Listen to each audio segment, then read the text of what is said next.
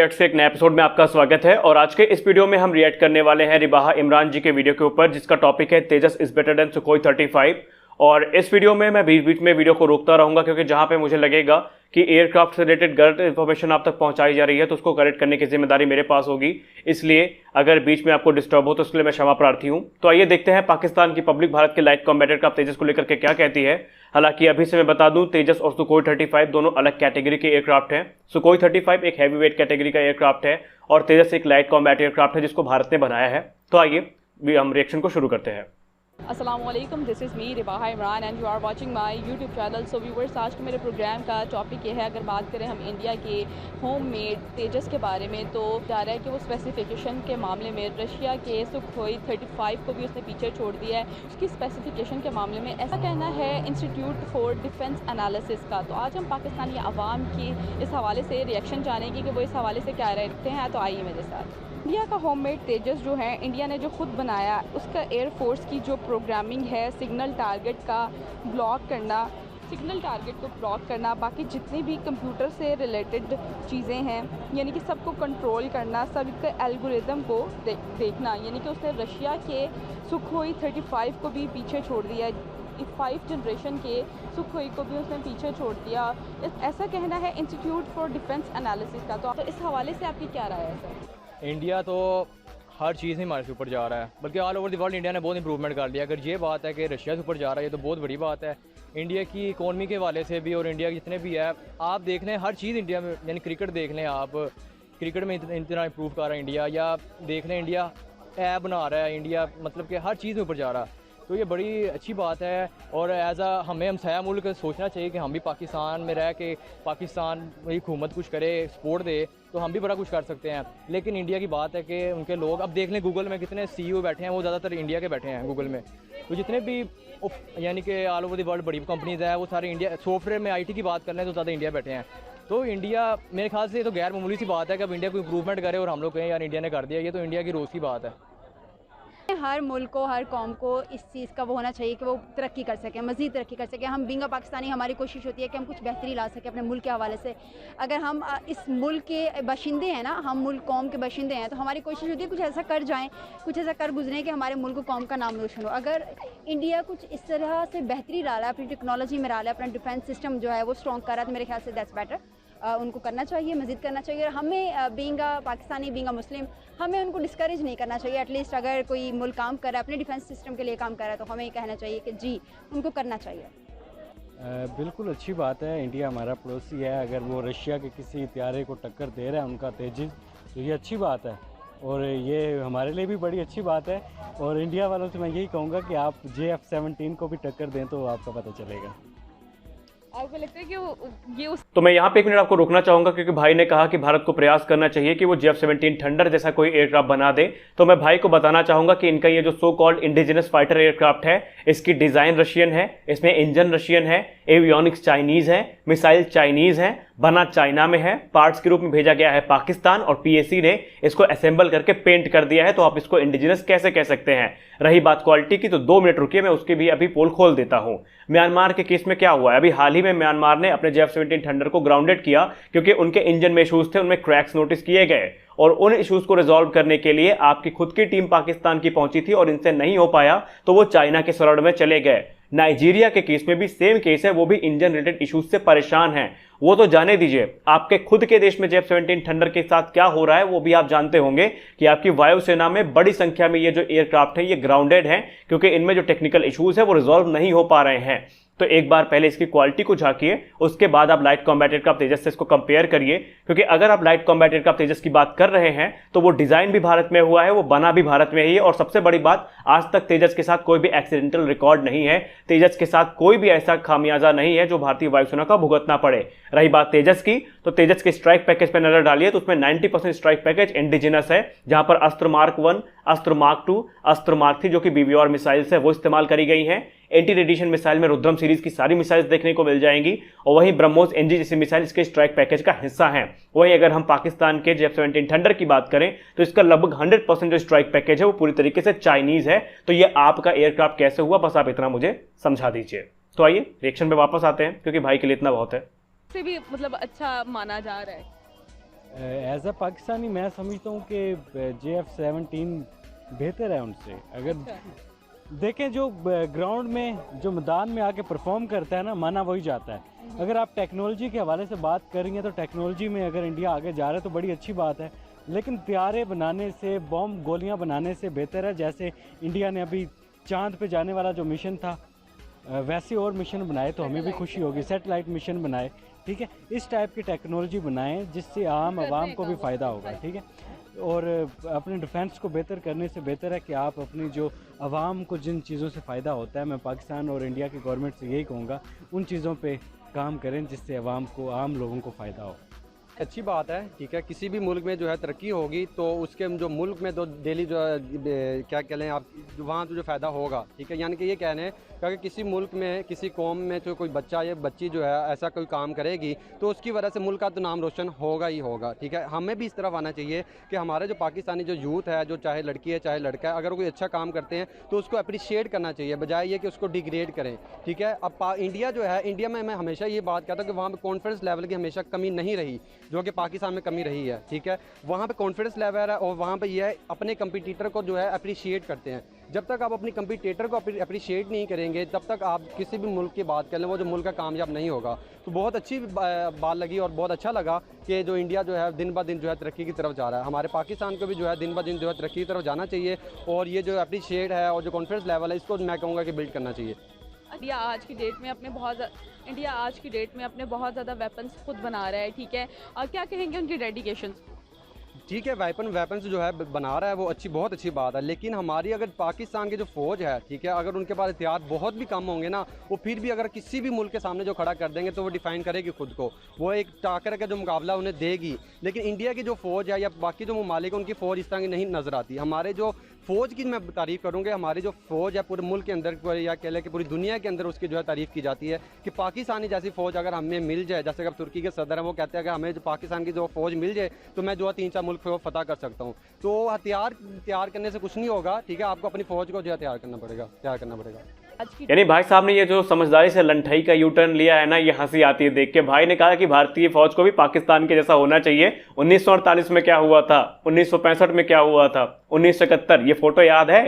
93,000 surrender, 1-2 नहीं 93,000 सैनिकों का सरेंडर भारतीय सेना ने करवा दिया था। आपकी नंबर 1 आर्मी, ये आपकी जो नंबर 1 आर्मी है, 1999 में इसका क्या हुआ? यानी जज्बे वाली कौम वो सिर्फ आपके देश के ही अंदर है, मासूम बलोचियों के खिलाफ, जहां पर उनका सामना किसी ताकतवर सेना से होता है तो भीगी बिल्ली के जैसे भाग जाते हैं। अभी हाल ही में क्या हुआ, जब इंडिया ने शेलिंग करी थी तब क्या हुआ? रिपोर्ट में खुद बताया जा रहा है कि जब भारत गोलीबारी कर रहा था तो जान बचाने के लिए पेड़ के पीछे छुपे हुए थे। और अभी आज ही एक मैं रिपोर्ट पढ़ रहा था जहां पर पता चला है कि एक और ऑपरेशन हुआ है सर्जिकल स्ट्राइक टाइप का, जहां पर 15 से 16 जो आतंकवादी है वो मारे गए हैं। हालांकि अभी कंफर्म रिपोर्ट नहीं है, लेकिन अगर आती है तो मैं कम्युनिटी पोस्ट में शेयर कर दूंगा, देख लेना वहां पे। इंडिया आज की डेट पे अपने वेपन्स खुद बना रहा है, क्या कहेंगे उनकी डेडिकेशन?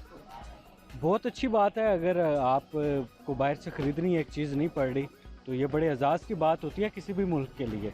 ये इंडियंस के लिए बड़ी अच्छी चीज़ है कि वो कोई भी चीज़ है वो उस पर काम कर रहे हैं, वो अपने इंजीनियर्स प्रोड्यूस जैसे कर रहे हैं, ठीक है, वो अपनी होम मेड चीज़ों पे ज़्यादा बिलीव कर रहे हैं, तो ये बड़ी अच्छी बात है। जैसे चाइना ने अपनी होम मेड चीज़ों पे बिलीव किया, आज वो दुनिया के बेस्ट हैं, ठीक है। अब इंडिया अगर अपनी होम मेड चीज़ों पे बिलीव कर रहा है तो ये उनके लिए भी बेस्ट है, वो आने वाले वक्त में बेहतरीन है उनके लिए। पता है इंडिया जो है अपने डिफेंस सिस्टम में बहुत तेज़ी से वर्क कर रहा है, अपने वेपन्स उन्होंने इतने ज़्यादा बना लिए हैं, क्या कहेंगे आप उनके डेडिकेशन से ही कहेंगे उनके लोग जो उनसे है ना, वो कहते हैं कि मेहनत मेहनत मेहनत, उन्होंने ये रखा हुआ है। जिस तरह बात की, मैं ज़्यादा क्रिकेट को फॉलो करता हूँ इसलिए मुझे पता है वो इंडिया की क्रिकेट टीम वो मेहनत करके इस टाइम टॉप की टीम है। आईटी में जिस तरह मैंने आपको कहा, तो उनके दिमाग में यही है कि मेहनत। पाकिस्तान में इस तरह क्या कहते हैं, हम लोग काम छोड़ हैं, हम लोग कहते हैं बस नीचे से काम हो जाए, बस पैसे दे ले के काम चल जाए, वो ठीक है। लेकिन इंडिया ये है कि अब 5-10 साल बाद हमें पता लगेगा कि हम इंडिया से कितने पीछे रह गए हैं। बल्कि इंडिया मुझे लग रहा है कि all over the world China को पीछे छोड़ देगा, तो ये बड़ी अच्छी बात है। इंडिया आज की डेट में अपने वेपन्स बना रहा है, क्या कहेंगे उनकी डेडिकेशन के हवाले से? यार वेपन्स मेरा नहीं ख्याल कि इसमें कुछ बुराई है। हम भी बना रहे हैं ना वेपन्स, तो हम भी अपने लिए, क्योंकि हमारा डिफेंस सिस्टम है, हम उसको स्ट्रॉन्ग करने की कोशिश कर रहे हैं। हमारी आर्मी को देख लें, वो डे बाय डे वर्क अपना ज़्यादा कर रही हैं और आर्मी की ट्रेनिंग्स मज़ीद सख्त होना शुरू हो गई हैं। अगर वो वेपन्स भी बना रहा है तो ओबियसली उनका डिफेंस सिस्टम है ना, उन्होंने उसके हिसाब से बनाना है, तो लेट देम। ये बताएं कि देखें, आपको पता है इंडिया के जो इंजीनियर्स हैं पूरी दुनिया में, इनके इंजीनियर्स पहले में सबसे ज़्यादा तादाद इंडिया जो मतलब क्या इन शॉर्ट कहने का मतलब ये है इंडिया सबसे ज़्यादा इंजीनियर्स प्रोड्यूस करने वाला कंट्री है, ठीक है। तो यानी कि आईटी सेक्टर पे इनका अच्छा जा रहा है। पाकिस्तान के इंजीनियर्स वर्सेस इंडिया के इंजीनियर्स क्या मसला रहे? पता क्या है, मैं आपको एक छोटी सी बात बताती हूँ, मेरे ख्याल से आपको मेरी पूरी बात समझ आ जाएगी। हमारा मसला ये है, हमारी कौम का, हमारे मुल्क का मसला ये है कि हम पढ़ लिख के बिना हमें वो उस कैटेगरी की जॉब नहीं मिल रही होती, हम उस तरह से फैसिलिटेट नहीं हो पा रहे, तो जिस तरह से हमें होना चाहिए या हमारी हुकूमत को हमें करना चाहिए माजरत के साथ। हमारे यंगस्टर्स जो है ना, उन्होंने MBS किया हुआ है, किसी ने BBS किया हुआ है, किसी ने कुछ किया हुआ है, लेकिन गोलगप्पे की रेडी लगा रहे हैं, किसी ने कोई रिक्शा चला रहा है, आपने देखा ही होगा रिक्शे वाला जो फेमस हुआ है।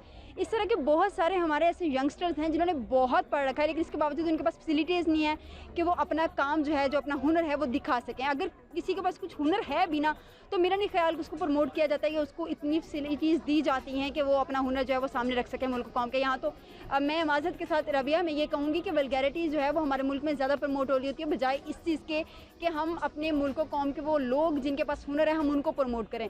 एक बच्चे ने किताब लिखी कि हमने उसे प्रमोट किया, एक बच्चा जिसने घर में बैठ के एक पंखा बना दिया जो बिजली के बगैर चलता था, क्या हमने उसको प्रमोट किया?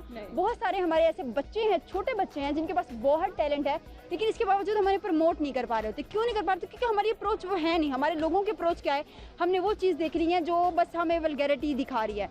टिकटॉक की एग्जांपल ले लें आप, माजरत के साथ मैं सब टिकटॉकर्स को बुरा नहीं कहती, लेकिन जहाँ वल्गैरिटी है ना, उनके आप रेटिंग चेक कर ले। कुछ टिकटॉकर्स बहुत अच्छा टिकटॉक भी बनाते हैं, बहुत अच्छा कंटेंट होता है उनका, लेकिन कुछ ऐसे टिकटॉकर्स भी हैं जो वायरल ही अपनी उसकी वजह से, जैसे नायला जट है, वो अपनी गालियों की वजह से फेमस हो गई है। तो हमारा मसला ये है कि हम लोगों को उस तरह से फैसिलिटेट नहीं कर पा रहे होते, हम अपने यंगस्टर्स को उस तरह से फैसिलिटेट नहीं कर पा रहे होते कि वो अपना हुनर जो है वो शो कर सकें। इसीलिए हमारे मुल्क में कोई इंजीनियर, कोई डॉक्टर या किसी में कोई भी पैशन, कोई भी हुनर है वो दब के रह जाता है। अपने सबसे ज़्यादा जो है इंडिया, यानी कि पूरी दुनिया में जितने भी इंजीनियर सबसे ज़्यादा इंडिया प्रोड्यूस कर रहा है, यानी कि सबसे ज़्यादा आपको पता है IT सेक्टर में बहुत ज़्यादा जा रहे हैं, तो वो इंजीनियर्स उनके बहुत ज़्यादा तरक्की कर रहे हैं, यानी कि सबसे ज़्यादा इंजीनियर्स इंडिया में पाए जा रहे हैं। इस हवाले से आपकी क्या राय है? मेरी राय इस हवाले से ये है कि ये बड़ा उनका खुद पे एतमाद है, ठीक है। जैसे बाकी जो यूरोपियन कंट्रीज़ हैं वो बाहर से इंजीनियर्स को बुलाते हैं, अगर इंडिया अपने इंजीनियर्स खुद प्रोड्यूस कर रहा है, इंडिया में ज़्यादा लोग इंजीनियर बन रहे हैं, तो ये इंडिया के लिए बहुत बड़ा साइन है और ये इंडिया के फ्यूचर के लिए भी बहुत अच्छी चीज़ है, क्योंकि वो खुद पे बिलीव कर रहे हैं, उनको खुद पे बिलीव ही उनको कामयाबी दिलवाएगा। सबसे ज़्यादा इंजीनियर्स जो हैं वो इंडिया से निकलते हैं, क्या कहेंगे उनके IT सिस्टम के हवाले से, उनके इंडिया के इंजीनियर्स के हवाले से, और अगर कंपैरिजन किया जाए इंडिया और पाकिस्तान के इंजीनियर्स का, तो क्या कहेंगे? पाकिस्तान इंडिया के इंजीनियर का कंपैरिजन किया जाए तो सारे इंजीनियर तो पाकिस्तान में तो वैल्यू नहीं है, वो तो इंजीनियर बनते साथ ही बाहर के मुल्क चले जाते हैं। तो अगर आप यूट्यूब खोल के देख लें, अगर हमें पाकिस्तान में रह के कोई चीज़ ढूंढनी हो तो सारे इंडियन आ जाते हैं यूट्यूब की लिस्ट में। तो हम लोग खुद अब पेपर की तैयारी करने हो तो हम लोग खुद यूट्यूब से देखे पा रहे हो, तो ये इंडियंस ही तो बड़ा हमें फ़ायदा भी है, यानी कि हमारी ज़ुबान सेम है तो हमें फ़ायदा भी होता है। लेकिन इंडिया ये कहूँगा कि इंडिया के लिए ये है कि जिस तरह मेहनत कर रहे हैं वो चाइना को भी छोड़ देंगे। इंडिया में सबसे ज़्यादा तादाद इंजीनियर्स की है, IT सेक्टर में आपको पता है वो बड़े तेज़ी से वर्क कर रहे हैं, क्या राय रखते हैं इस वाले से? जी, मैं वही बात करूंगा कि वहाँ पर जो प्रैक्टिकल अमल किया जाता है, ठीक है। यहाँ पे पाकिस्तान में जो है रट्टा सिस्टम है, सीधी सी बात है, चाहे यूनिवर्सिटी लेवल पे चले जाएं, चाहे आप जो है यहाँ पे कॉलेज लेवल में चले जाएं, अगर यहाँ पे टेक्निकल इंस्टीट्यूट हैं वो बहुत कम है, ठीक है। अगर हैं भी तो बस वहाँ पर ये है कि बस कॉपियाँ भराओ, रट्टा लगाओ, कॉन्फिडेंस लेवल नहीं देना आपने, ना उनको जो है तैयारी करनी, प्रैक्टिकल वर्क नहीं करवाना। जब तक आपने प्रैक्टिकल अपनी कौम को वर्क नहीं करवाएंगी तब तक कोई भी कौम जो है तरक्की नहीं कर सकती। यानी कि आप ये कहना चाह रहे हैं कि इंडिया का एजुकेशन सिस्टम पाकिस्तान से बेटर है? वो एजुकेशन सिस्टम बेटर हो या ना हो, मैं प्रैक्टिकल अमल की बात कर रहा हूँ कि वहाँ पे जो है ज़्यादातर प्रैक्टिकल अमल करवाए जाते हैं, जिसकी वजह से जो है वो नंबर 1 पे जो है एजुकेशन में कंसीडर हो गया ना। हाँ, कह सकते हैं कि एजुकेशन यहाँ पे जो है थ्योरी है, यहाँ पे सिर्फ मार्क्स ले लेते हैं, ठीक है। वहाँ पे मार्क्स के साथ साथ जो है प्रैक्टिकल अमल भी कराया जाता है, ताकि अगर फॉर एग्जाम्पल किसी की मैट्रिक भी है लेकिन उससे इतना लेवल आता है, नॉलेज है, उतना से प्रैक्टिकल वर्क किया होता है कि वो 2 लाख जो महीने के आराम से कमा सकता है। थैंक यू सो मच जी। तो व्यूवर्स, आपने पाकिस्तानी आवाम की राय तो जानी कि सो गाइज, ये थी वीडियो जहां पर वैसे बात तो शुरू हुई थी लाइट कॉम्बैटर क्राफ्ट तेजस को लेकर के, लेकिन अंत में ये इंजीनियर और पूरा मामला हो गया। तो यहाँ पे कुछ चीज़ें थी जो गड़बड़ थी, जैसे भाई साहब ने कहा कि भारत को JF-17 थंडर जैसा प्लेटफॉर्म बनाना चाहिए या भारत की आर्मी को पाकिस्तान जैसा करना चाहिए। तो कुछ चीज़ों को अगर छोड़ दिया जाए तो डिबेट काफ़ी अच्छी थी, कुछ प्रैक्टिकल पॉइंट्स भी डिस्कस किए गए। लेकिन जैसा कि हमने कहा कि लाइट कॉम्बैटर क्राफ्ट तेजस का और JF-17 थंडर का कोई कंपटीशन नहीं है। बीच में भाई ने एक हिंट दिया था 27 फरवरी वाला इंसिडेंट जो कि 2019 में हुआ था। तो मैं आपको बता दूं, पाकिस्तानी वायुसेना के पूर्व अधिकारियों ने खुद ये कंफर्म कर दिया है अपने ब्लॉग्स में कि पाकिस्तान का JF-17 थंडर जो वहाँ पे था उसका कोई इस्तेमाल नहीं किया गया और ना उसका कोई योगदान था। जो मेन फाइट हुई थी, डॉग फाइट, वो F-16 फाल्कन्स और हमारे सुखोई 30 MKI के बीच में हुई थी और उसकी पूरी कहानी है और हमने अपने दूसरे यूट्यूब चैनल पे, उसकी मैं लिंक आपको दे दूंगा, मैंने पूरा जो मामला है उसको डिटेल में समझाया हुआ है कि एक्चुअली पूरा का सिनेरियो क्या था और ऑपरेशन बंदर के बारे में मैंने सब कुछ बताया है, स्विफ्ट रिटॉर्ट से बंदर तक। तो आप उस वीडियो को जरूर देखिएगा ताकि इस वीडियो में कुछ जो हिंट दिए गए थे वो आपको समझ में आ जाए। तो मिलते हैं अगले वीडियो में कुछ और इंटरेस्टिंग टॉपिक के साथ, तब तक के लिए जय हिंद।